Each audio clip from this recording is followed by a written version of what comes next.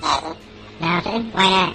Trying to get on this Lifestyle Radio website. Sounds like a cool website. Yeah, it's alright. Oh, I might have it. You might have it. You're listening to Lifestyle Radio. The opinions expressed during this show are those of the individual participants and do not necessarily reflect the opinions of their associated organizations or Lifestyle Radio.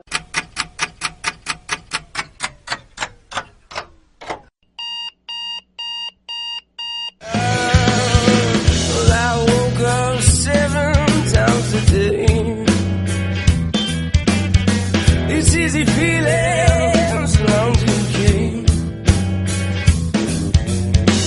Baby, get by a minute into force. Oh, I didn't notice the stalking and force. But only when caffeine patches, sliding caffeine. Well, good morning, everybody. We were running a bit late this morning. I guess we're running on stoner time this morning because we got Neil with us from Neil Magnuson from the West Coast. I drug him out of bed at 8 o'clock in the morning this morning to get us going this morning. So welcome, Neil. How you feeling? Yeah, I'm doing fine. Great to be here. Oh, I'm glad to have you on. It's always good to have my friends come on because then I feel really comfortable asking you really controversial questions. I'm kidding. I'm shaking in my boots.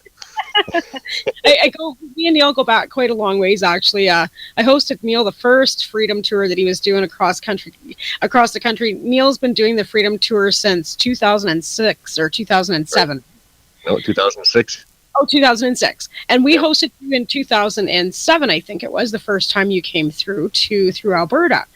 And then we hosted him a couple other times after that. And then we had a little bump in the road one visit when he was out there. We got pulled over and busted. Yeah, we sure did.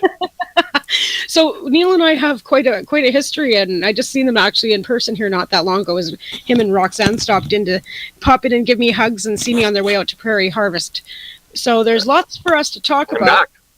And he's back at the coast now. No, and we stopped and saw you on the way back as well. We got a double visit that time. We did. It was great. Not long enough, but it's never long enough, right? Well, hopefully I'll be seeing you again in February for the Mum Cup coming up on the 24th, nice. 25th, and 26th in February there for 12 High Chicks. Yeah, I'm really excited. I mean, I've been writing for Asia now for a year and really enjoy writing for 12 High Chicks magazine. It's a pretty nice gig to have. So, and you write for them too, right? I do, yeah. Yeah. So what's been going on out there with dispensary regulations, and what have you been up to? Well, we've been protesting hard here about the dispensary regulations. They're very, very archaic, of course. The municipal government in Vancouver decided that they didn't like that there was 150 dispensaries operating without licenses, so they were going to regulate them. But the regulations they put forward that we certainly did rail against in our public hearings were so discriminatory. It's just terrible. There's thousands and thousands of recreational alcohol dispensaries all over Vancouver. They're all clustered together in groups, and they're allowed the privilege of not having these restrictive regulations against them, yet they're the places that give us the problems in our society. So we're really upset that they're treating cannabis as if it's some type of contagious explosive or something like that. So we've got a ways to go here yet. Absolutely. We've been fighting, the archaic prohibition of cannabis for so long. It just seems like, the regulations of dispensaries should have just been a no-brainer. Oh, man. I mean, they're still using reefer madness on us. It's outrageous. We got to protect the developing brain, and we've got to protect society, and there's all these public safety issues. Well, give me a break. Prohibition is where we have public safety issues. Alcohol and pharmaceutical Ritalin and all of these things are where we have youth issues. So they're really still trying hard to maintain a monopoly, basically. I mean, everybody is supposed to buy off of Trudeau's dealers in his world, and that's what we're fighting now, is that people need to be able to grow for themselves, and we need to have access all over the place, super easy, very few regulations because of the nature of the substance we're talking about. It's a violence suppressor. Right. It's a vegetable. It's a supplement to our endocannabinoid system. It's not alcohol. Right. Yeah. Well, the National Task Force, it came out with their report, and they're proposing or putting it in front of Parliament today. I don't know if you got to read that yesterday. Yeah, it came out Yeah. I had somebody send it to me yesterday, and I was reading through some of what the recommendations and stuff are, and yeah, that's all I have to say. I didn't get, it's like 35 or 36 pages. I didn't get through. I got through about half of it, but of course, the whole 19 and over, right? Yeah, they're going to protect youth by giving them up to the gangs, basically. Right. So that's going to help the kids thrive in the black market, because we all know the gangs put the kids that are 19 and under to work because they get criminal records that go away when they turn 19. You know what I'm saying? Like, if you ever look at how the gangs, who they've got out on the street selling their product, it's all 15, 16, 17-year-old kids, because once they hit 18, they get juvie records and then they're gone, right? The Canadian Senate in 2002 recommended 16 be the age of retail access. And that makes sense. I mean, where do you want your 16 or 17-year-old daughter going to get her cannabis? If she's decided she's going to buy some cannabis, there's nothing you can do as a parent at that point.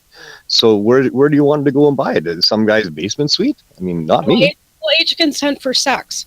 You know what I'm saying? They've lowered so it's okay for your daughter to go and have sex, get pregnant, have a child at 14, but God help her if she smokes a joint. And yet, kids are allowed in liquor stores, and kids are allowed in these alcohol dispensaries that are all over the place. And yet you can't even bring your kid in with you to a medical cannabis dispensary. So what are you supposed to do? Like, leave them outside or leave them at home? And this is just insanity that they're still working on.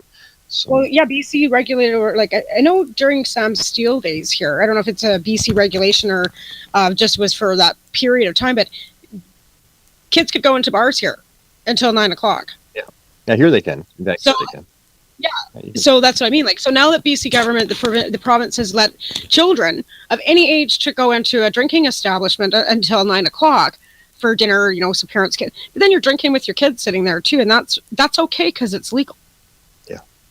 Yeah. Well, it's this huge conflict of interest, right? I mean, the government is a profiteer on alcohol, and so they encourage it, and they don't put regulations on that would make sense for the actual nature of the product. So, I mean, if we got regulations that matched what they're doing for alcohol, I think we'd be fine. Well, yeah, and here's the thing, like, but just got told that report goes to regulated. We got a connection problem. Oh no, I think we're okay. No, I didn't hear what you said there. Oh, I said that apparently that National Task Force report goes to Cabinet at noon today. Right. So, I mean, not that they're going to even pay any attention to it, probably.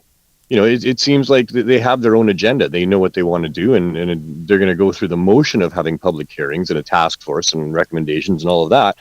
But in the end, I mean, it'll be like the pipelines. They're just going to do whatever they want.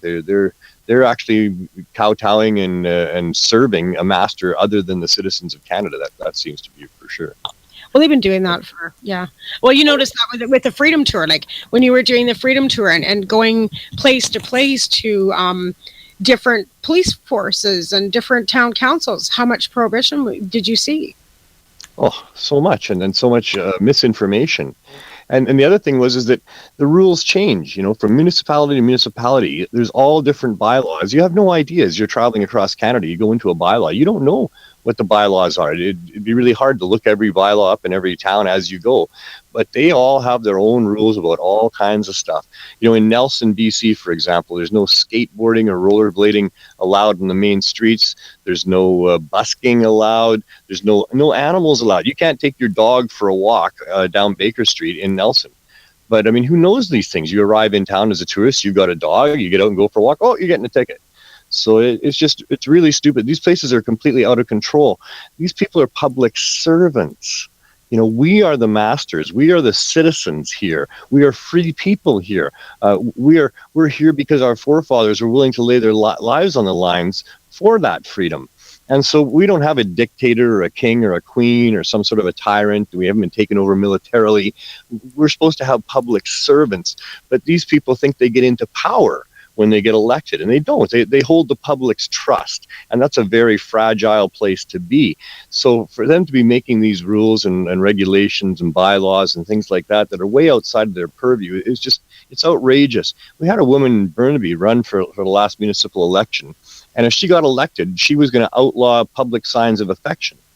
She thinks she can do that. And yeah, I saw. Yeah, no talk in the media about, oh no, this is outrageous. A person just because they're mayor doesn't get to do that. They never even mentioned that anywhere. It was like, oh well, hopefully she won't get elected. that's like Tabor. You can't spit or swear or anything in the streets. Like, that's such an arbitrary town to begin with. Like, they're the only town in all of Alberta that has a private police force that has from, the early 1900s. I assume that established because they had, the concentration camps for the Japanese there at one time. But, the only private police force in all of, is for a town of under so many population in Canada. And those guys get away with almost anything. Yeah, they think they really do own us when they get into those positions, and that's got to stop. We need to have some real awareness of the fact that people are free people here. We're not subjects. We're not subject to arbitrary rules that don't make sense, except that we are, because there is no mechanism really to challenge these people other than to bring them to a review to the Supreme Court. You can do in a municipal situation, but they typically win. They've written in all sorts of laws and rules and regulations that protect them and allow them to get away with what they do. So that's what needs to change in the future, in my mind, is public servants need to recognize that their role doesn't allow them to make these stupid rules. Like, we've had a system here evolved out of common law in Canada. And that should mean that you're innocent of any crime that you're suspected of, that there's evidence that until they can prove that in a court of law with evidence. And then that evidence that proves that you actually did damage to somebody is placed on that set of scales held by that older blindfolded woman. And then they can give you a penalty that balances the scales. Well, I mean, how do they give you a penalty when you've had possession or you found in possession of some plants that you thought were going to help make you feel better? Yeah. There's no victim there. There was no intent to cause harm. A crime is intentionally causing harm, knowingly causing significant demonstrable damage. And that's not what's going on.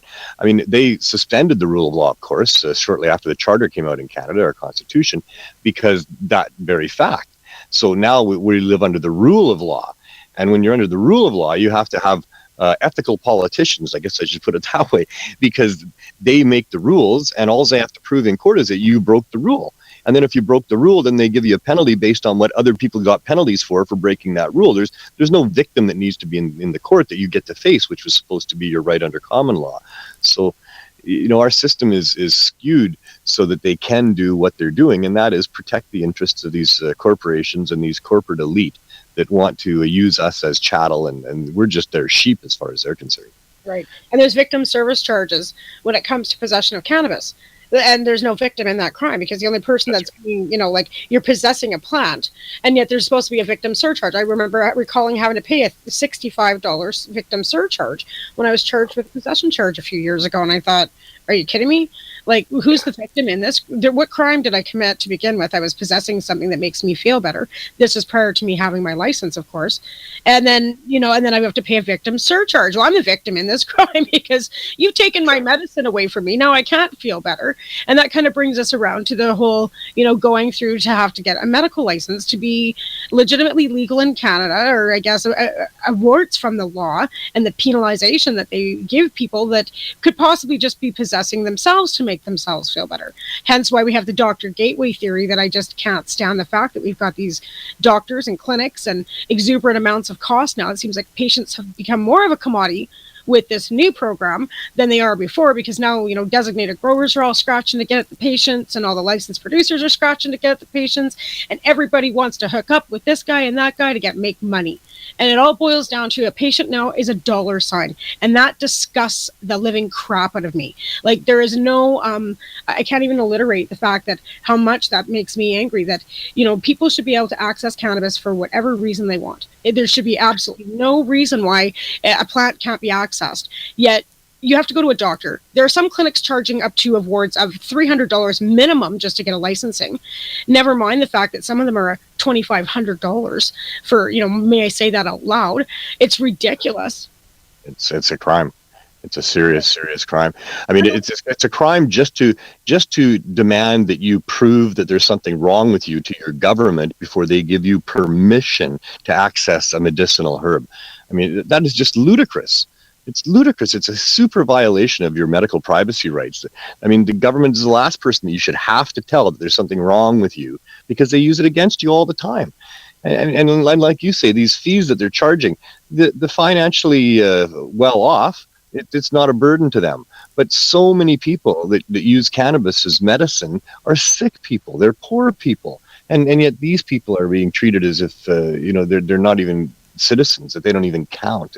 Right. It's outrageous. It's just you know, Okay. Tamara, when I first got in, sorry, We're gonna have to go to a quick break here, and we'll continue on with that conversation because there's plenty more to say about that.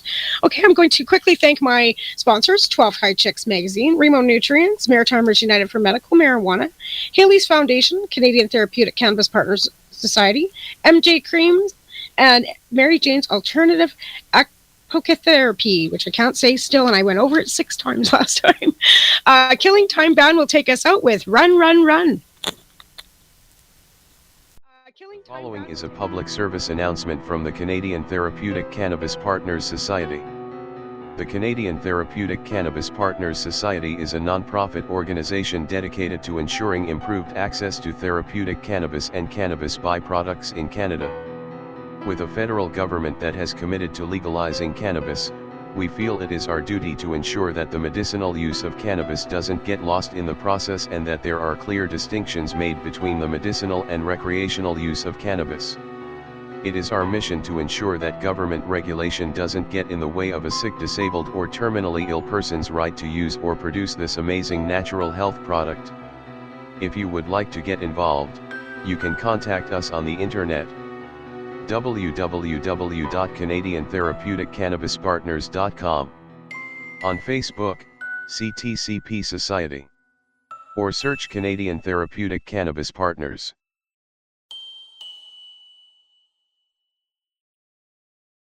You're listening to Lifestyle Radio.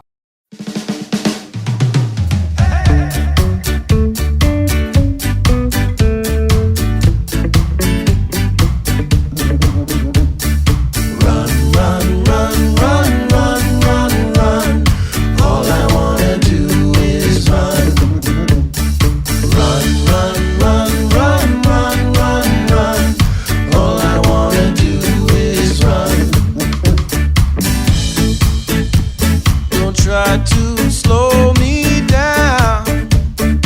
Oh no, my feet barely touch the ground. Yeah, yeah, I just need to spread my wings. The wind lifts me up in the blue sky sings.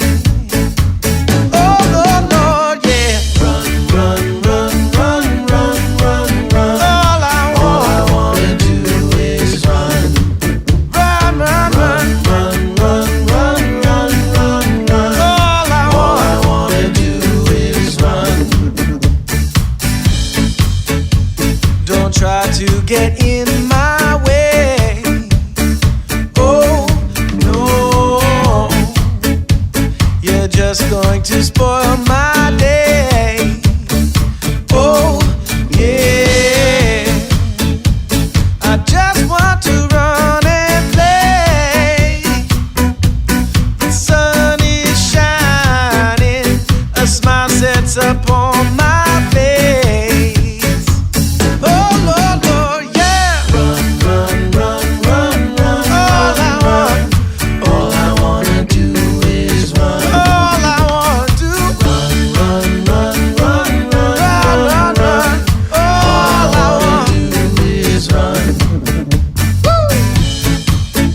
Gotta do what makes you feel good.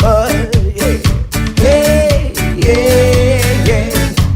Go running like you probably should. Come on now, run, run, run.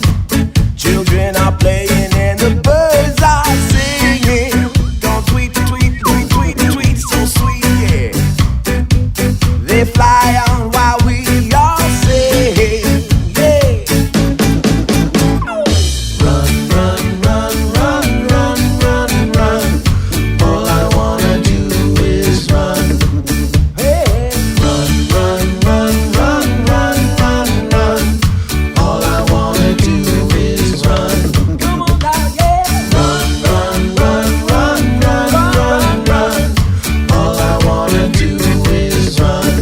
Come on.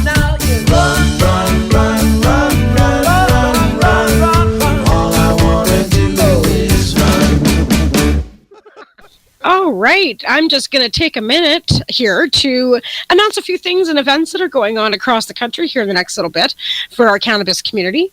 Maritimers United for Medical Marijuana are having their second annual Christmas Bazaar on December the 4th. Starts at 12 p.m. and that's like Nova Scotia time in Bedford, at the Bedford Legion. And also, Justin Lloyds has sent me a note here saying that on December the 11th, that the Cannabis Rights Coalition are going to have a fundraiser, and that's going to be held at the Underground Cafe in Toronto. And there'll be more information coming up on that as well. I'm sure if there's other, communities and stuff that want to get a hold of me and let me know what they're doing, throughout the Christmas. We're going to be off the 21st and 28th for Christmas, so there won't be any shows for those 2 Wednesdays, and then we'll come back in after the new year. And that's pretty much, I think, it for now. And then we'll go back to talking. We were talking over the break about all the things that have been going on with this national task force. And Neil was able to talk to Dr. Ware when they were doing the public consultations, they called them. I know that Stitch Grady and Neil Hammond had tried to get into them in Ottawa and were basically held back and weren't allowed to get in. I don't think you guys were actually allowed to get in either, were you, Neil? No, I didn't get into any of those. Dr. Ware came and presented. I think it was at the LIFT conference that was here. Right. And so I got to chat with him afterwards and certainly take him to task a little bit with some questions during his presentation as well. I was very impressed with him. He articulated the ins and outs of the endocannabinoid system like I had never heard done before. It's like so detailed, he's very comprehensive, his knowledge of the endocannabinoid system. So that's good, of course, because, how can they prohibit or even restrict a plant that is a supplement to your endocannabinoid system? Like, whoa. I remember a debate that was here between Norm Stamper and Daryl Plekas. And Daryl Plekas was the RCMP go-to person at the Fraser Valley University here and spokesperson for them.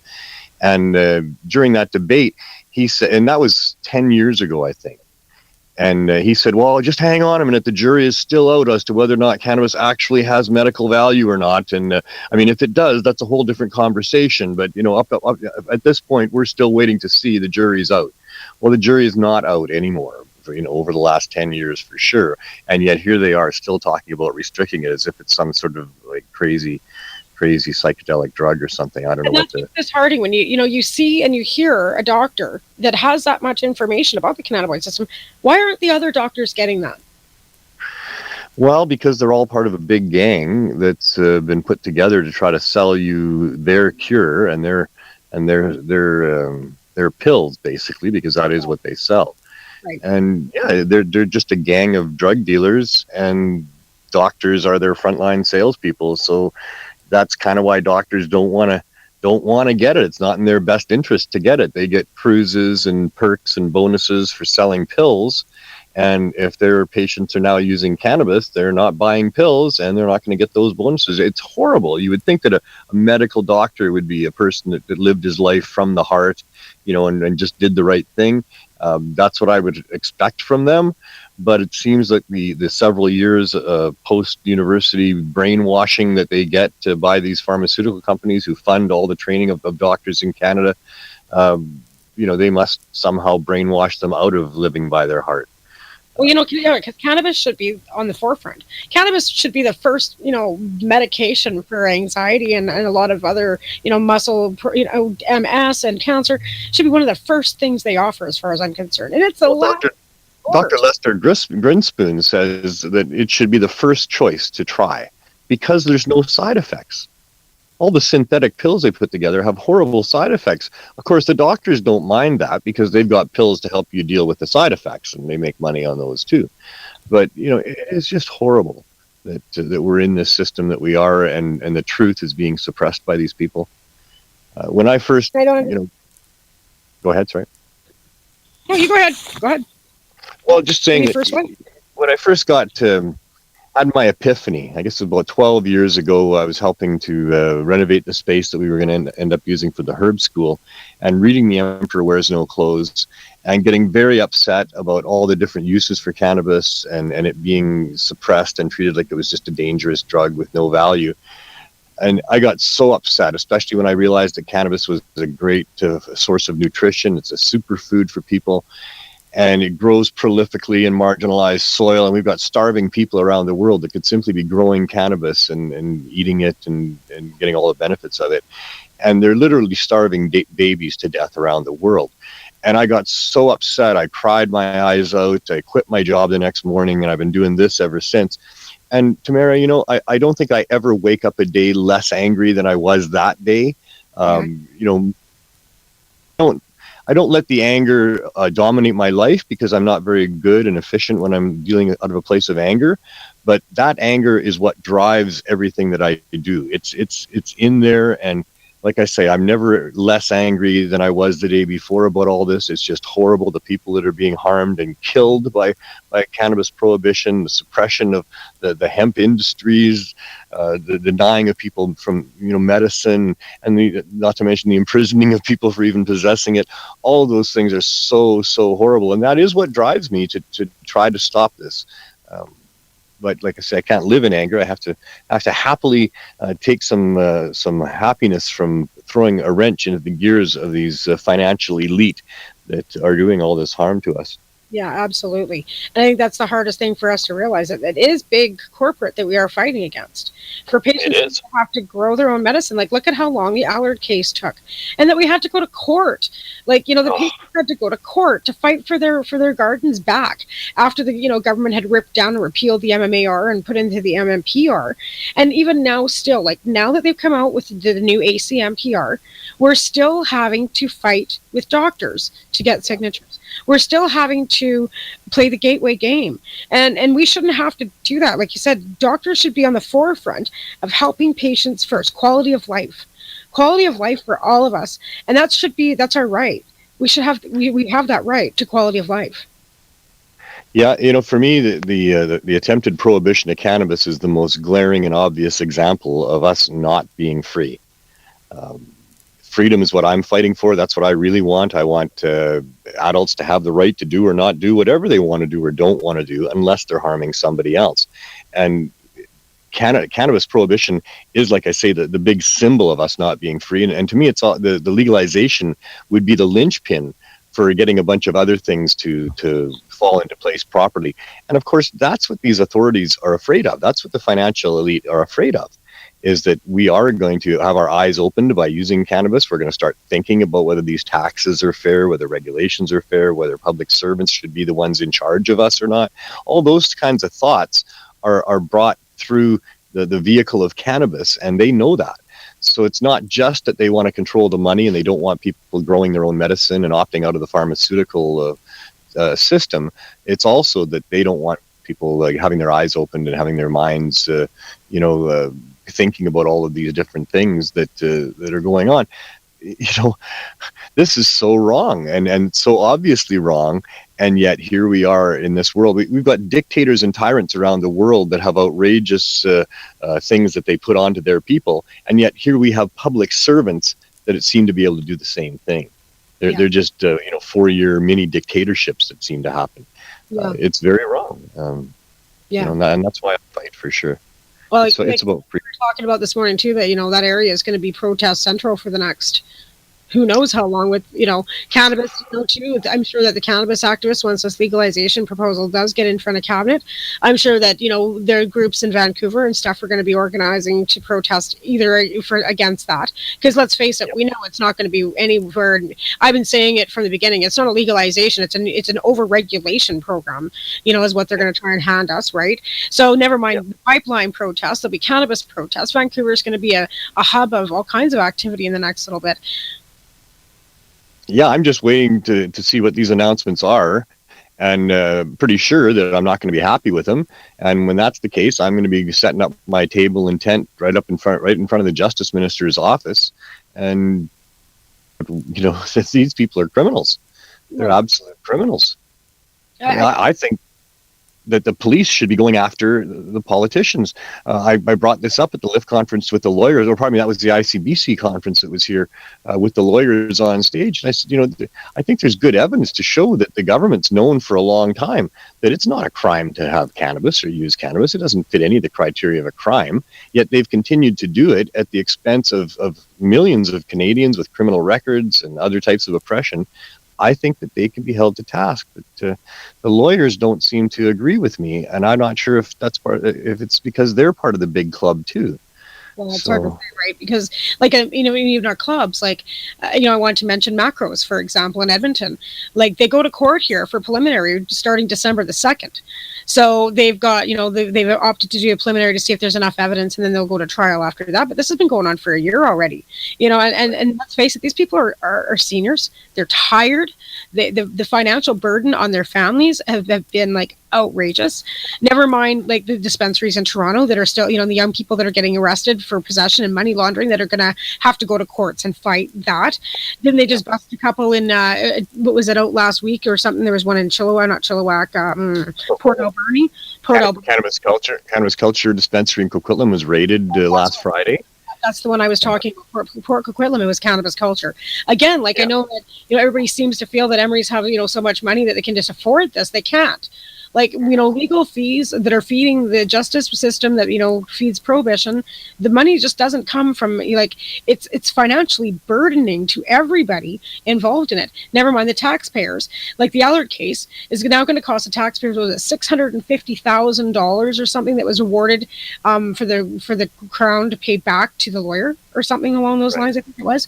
So that comes out of the taxpayers' money. So every time the government fights us in court over plants, over plant counts, over dispensaries, over anything that's constitutionally challenging, it costs you, the taxpayer, money. And that, well, it cost us, the cannabis community, several $100,000, and that's the money that I guess has been awarded back to fight that. And the government spent millions of dollars on their lawyers. Absolutely. So there's a lot more cost involved than that, of all things. Yeah, to fight sick people and patients that just want to be able to grow some plants for themselves and don't want to have to pay the outrageous prices that are still in effect. The only reason cannabis is $10 a gram is because of prohibition. But now we've got dispensaries and they're still selling for $10 a gram because they've got to have their legal fees and legal funds set aside and all of that stuff. Right. And of course, the overhead with the dispensary, of course, but even at $10 a gram, because the growers now, because of and we'll go back to these clinics, okay? We've got clinics that apparently are refusing to sign anything more than 3 grams. We have clinics now that are, refusing to sign if you do want to grow for yourself, because the government is still, after the Allard case, so convinced that we are some black market, feeding off of. It's the fact that they keep the patients, at limit so that they can't even contribute to bring that pricing down. You know what I'm saying? Like, it really, in reality, because we know what it costs to grow. Like, even myself, I'm not, going to sit here and say it costs $5,000 a pound to grow. It does not. Or $2,400 a pound to grow. It does not. And that's the generalized market. So, of course, these dispensaries are still having to put their pricing at. And even licensed producers. Okay, here's my thing with a licensed producer. $8.50 a gram, I think, was the last thing I seen posted on Facebook. $8.50 a gram. Those SOBs, excuse my language, are growing thousands of plants. Thousands. And I know, okay, you got your power bills and you've got this and you've got that and you've got this and you've got that and this and that and that and this. But guess what? It doesn't make any difference. You're still pumping it out at 5 cents a pound. Yeah, it's like I say, it's outrageous. It's big money, right? It's big. That's why so many people lined up to become licensed producers. And that's why they want in. It's huge money. In fact, the licensed producers, they've been, crying that they're not getting enough business.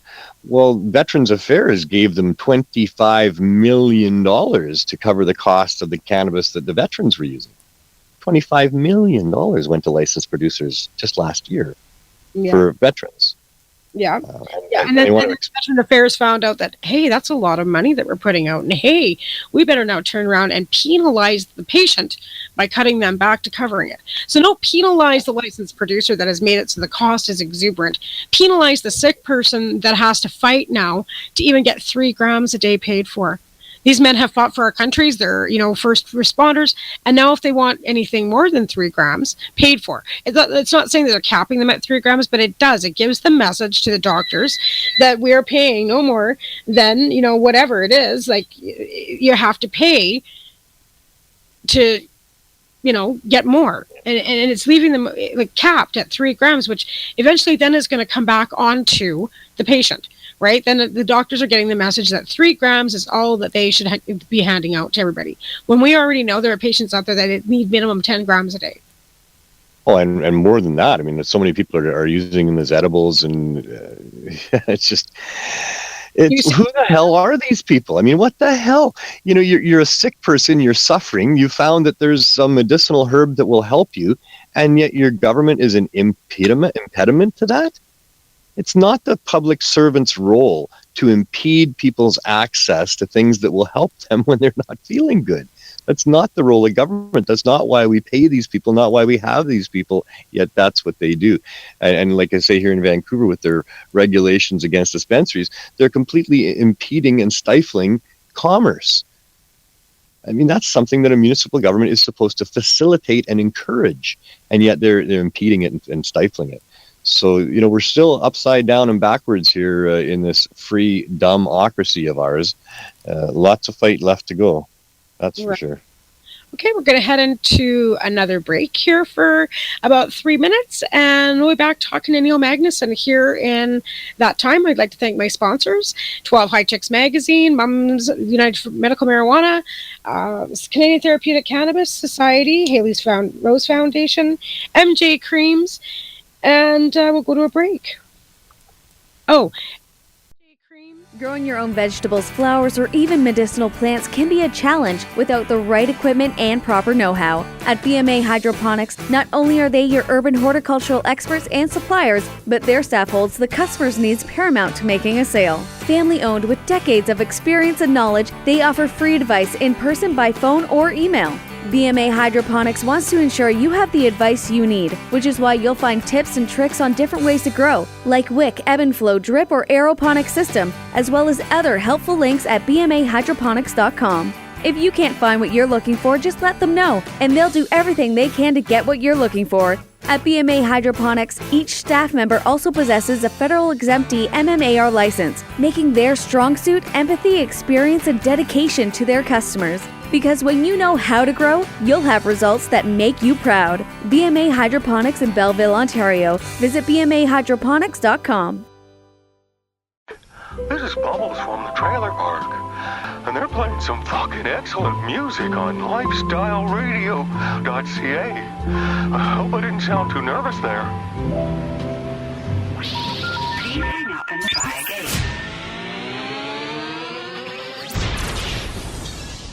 You're listening to Lifestyle Radio.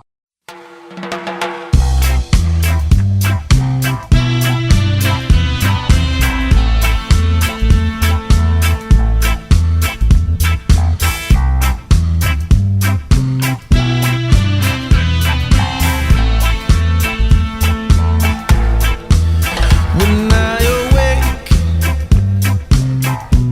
my clock says 4:20. I start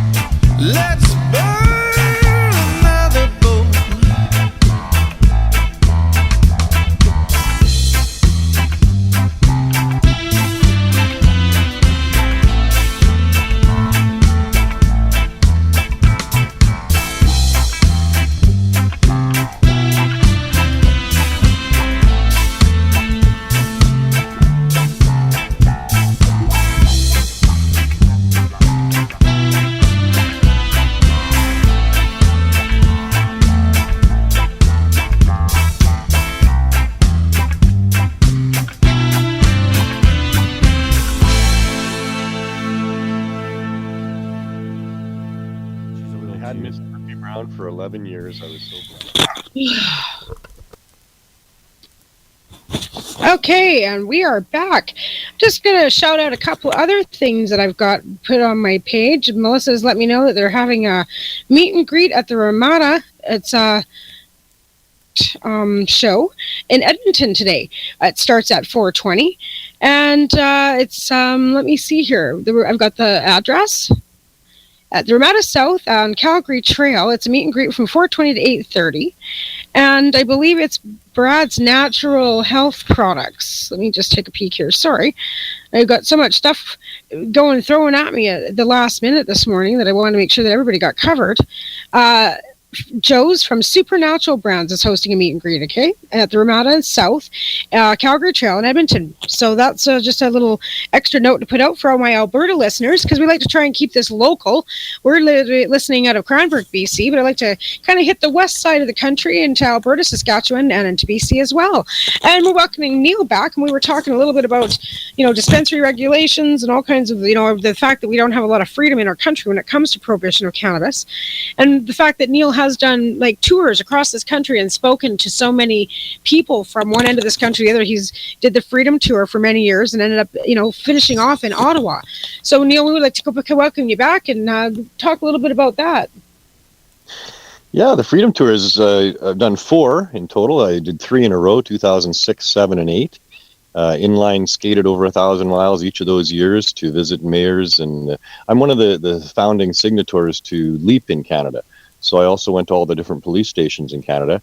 And then I did it again in 2012. I had to take a few years off. My dad wasn't well, and I ushered him out of his life into the afterlife, I guess. And so I took a couple of years off, and then in 2012 I went again. And by 2012, things had changed. We had a letter written to the federal government, an open letter from 4 of the previous attorney generals in British Columbia demanding an end to the prohibition of cannabis. We also had the 6 mayors, and as part of the Stop the Violence campaign, they then became all the municipalities in British Columbia that did the same thing, had an open letter to the federal government. So I had that going on. We had the Vienna Declaration, where they spent a couple of years going around the world finding out from experts what the actual consequences were of trying to prohibit drugs. And of course, there's no benefit. I mean, it's not about actually putting a dent in the problems to do with drug abuse, which is what you would think drug prohibition would be for. It causes great disrespect for police. It guarantees an underground black violent market. All of those different things that happen when you try to prohibit a substance. So I had all of those things with me, and I was going to go do the Freedom Tour again, go to every police station I could find. So the first police station I sat down with an officer in was in Esquimalt on Vancouver Island, and we went over my handout that I had, and there was all these other new pages of, like I said, these letters from the mayors and the attorney generals. And by the time that meeting with that police officer was over, I had alleged during that conversation that our federal government is in a criminal conspiracy to protect corporate interests, that they're abusing their power, they're in contempt of the populace, that they're criminally misusing public funds.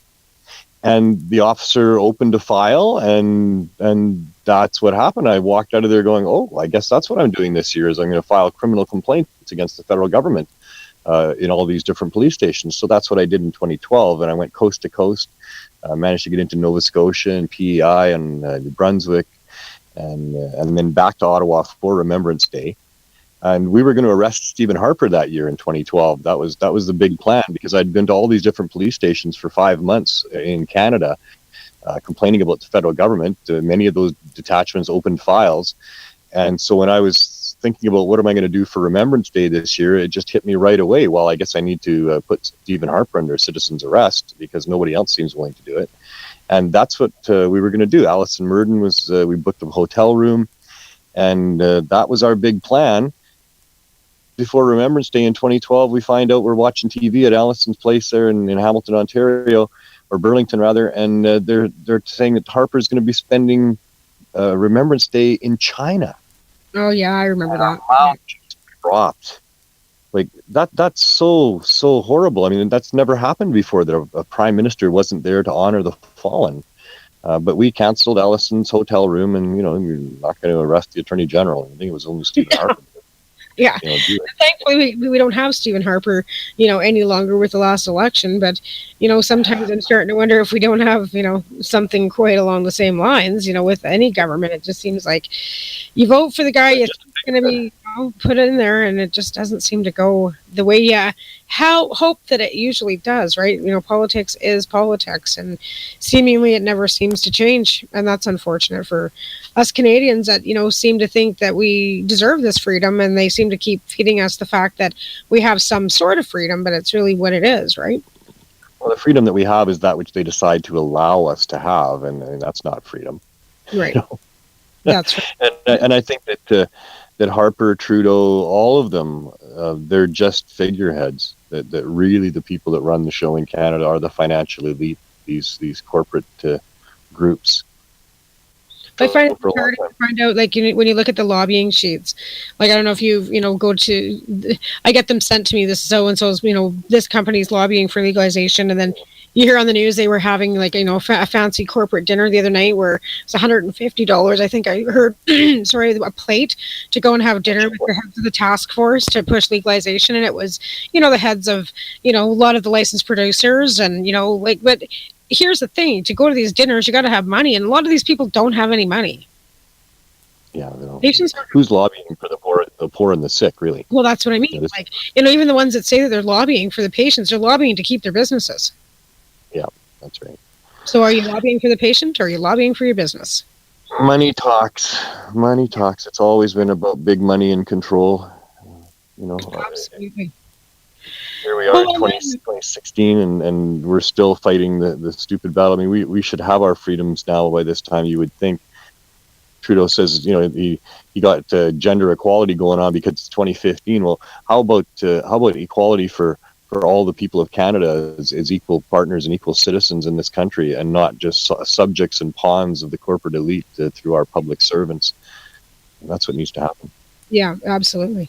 Absolutely. No, I totally believe that 100%. And on that note, I guess we'll wrap the show up for today. I'd like to thank you very much for coming on. I know you weren't feeling too good.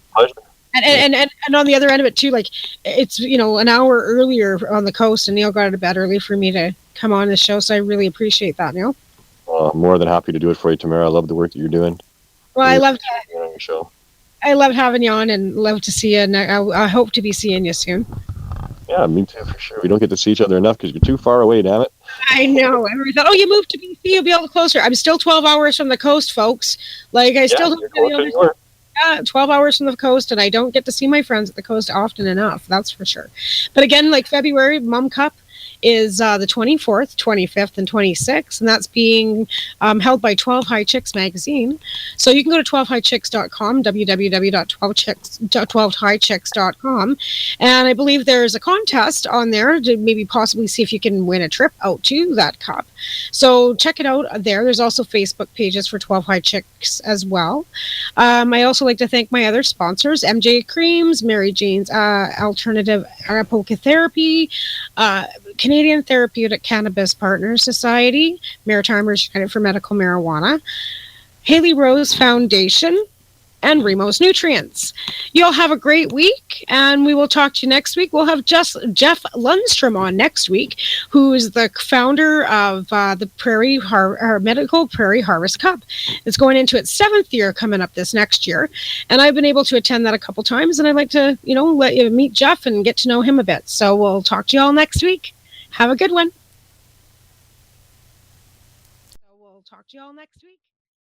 Tune into the Pace Radio Show and catch Kim Cooper, Debbie Stoll-Skiffen, or Allison Murden, along with myself, Al Grant, as we talk to Canadian and international cannabis advocates who are working hard to help patients and to end cannabis prohibition. Catch us live every Wednesday at 8 p.m. Eastern Standard Time here at lifestyleradio.ca.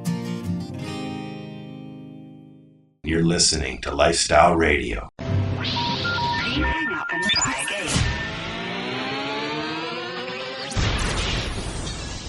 You're listening to Lifestyle Radio. You least expected. Oh, the greatest gift of all.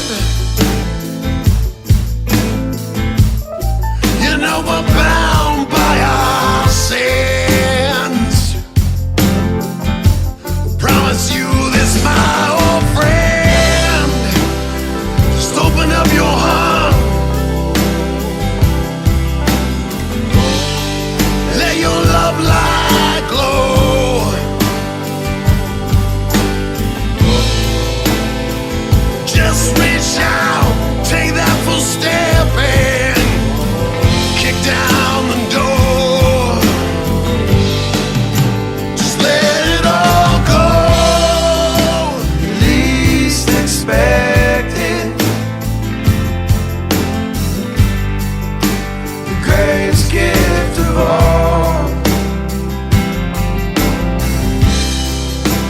That's goodness, hand it out to one and all.